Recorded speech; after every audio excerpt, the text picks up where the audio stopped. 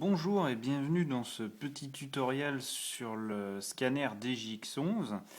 Donc comment il fonctionne, donc les choses de base. Donc on allume en pressant à gauche pendant un certain temps. Ensuite, donc là on voit, il y en a la fréquence principale et la fréquence secondaire, parce qu'il y a deux voix en même temps. Donc on va faire comment on fait pour se passer de l'une à l'autre, les sélectionner. Donc là si j'appuie sur Main longtemps, j'ai plus que la principale qui est sélectionnée, qui correspond au bouton de gauche. Ensuite si j'appuie sur Sub, j'ai plus que la secondaire qui est en fonction. Et si j'appuie sur Main longtemps, maintenant j'ai les deux en même temps. Les deux canons, on les entend superposés.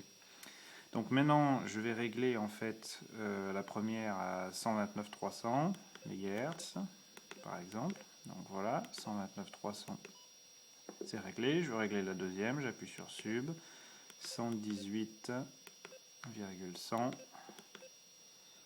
Voilà. Je viens donc de régler la fréquence principale et secondaire des deux canaux.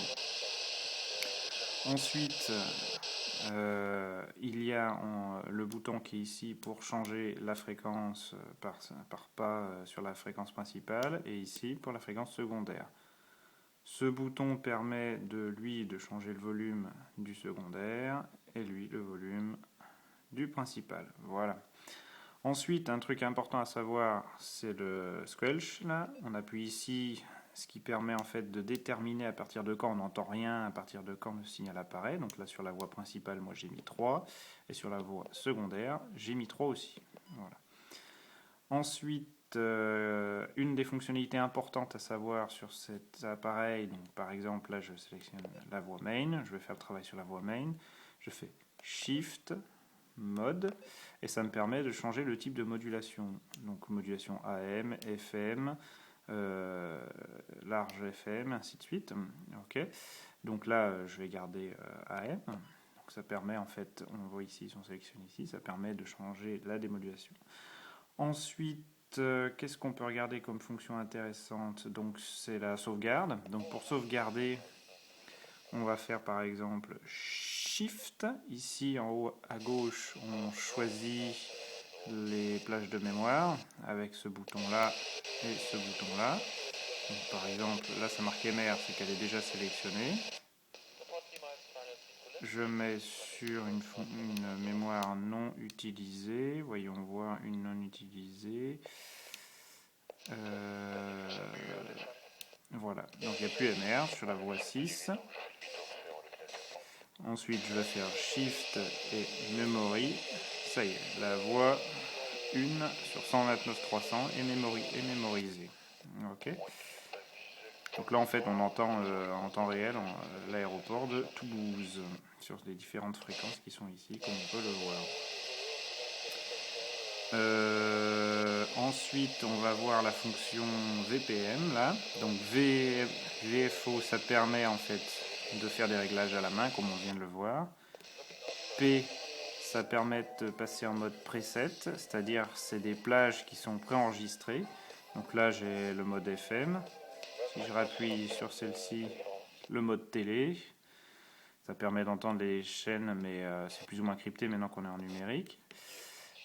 Et là, le mode AM. Donc par exemple, si je me mets sur télé et que je fais un scan, on voit un balayage des chaînes qui a lieu. Voilà.